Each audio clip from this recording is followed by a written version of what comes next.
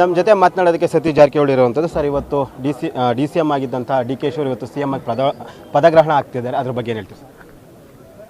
ಆಗಲೇಬೇಕು. ಭಾಳ ದಿವಸದಿಂದ ಅವರು ಕೂಡ ನಿರೀಕ್ಷೆಲಿದ್ರೆ ಆಗಬೇಕಂತ ಇವತ್ತು ಅವ್ರಿಗೆ ಹೈಕಮಾಂಡ್ ಅವಕಾಶ ಕೊಟ್ಟಿದೆ.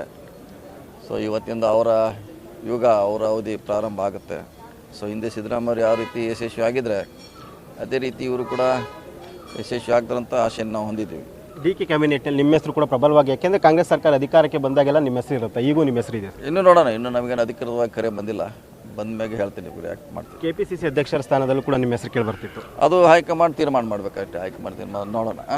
ಸುರೇಶ್ ಗಾಡಿ ಅದೇ ರೀತಿ ಮುಂದಿನ 28ಕ್ಕೆ CM ಆಕಾಂಕ್ಷಿ ಕೂಡ ಆಗಿದ್ರಿ. ಈ KPCC ಅಧ್ಯಕ್ಷ ಸ್ಥಾನ ಸಿಗಲಿಲ್ಲ ಅಂದರೆ ಮುಂದಿನ 28ಕ್ಕೆ ಸಮಸ್ಯೆ ಆಗಲ್ಲ?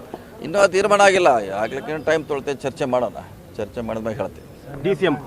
DCM ಸೃಷ್ಟಿ ಬಗ್ಗೆ ಸಾಕಷ್ಟು ಚರ್ಚೆ ಆಗ್ತಿದೆ, ಅದ್ರ ಬಗ್ಗೆ ಅದು ಹೈಕಮಾಂಡ್ ತೀರ್ಮಾನ ಮಾಡಬೇಕು. ನಾವು ಕೇಳಿದ್ದೀವಿ ಪರಮೇಶ್ವರ್ ಅವ್ರಿಗೆ ಒಂದು ಕೊಡ್ತಾರಂತ, ಕೊಟ್ಟರೆ ಒಳ್ಳೇದು ಆ ಸಮುದಾಯಕ್ಕೆ. ಕಿರಿಯರಿಗೆ ಅವಕಾಶ ಸಿಗುತ್ತೆ ಈ ಕ್ಯಾಬಿನೆಟ್ ಎರಡನೇ ಹಂತಲ್ಲಿ ಕಿರಿಯರಿಗೆ. Okay, thank you. ಇಷ್ಟು ಸತೀಶ್ ಜಾರಕಿಹೊಳಿ ಅವರ ಮಾತು.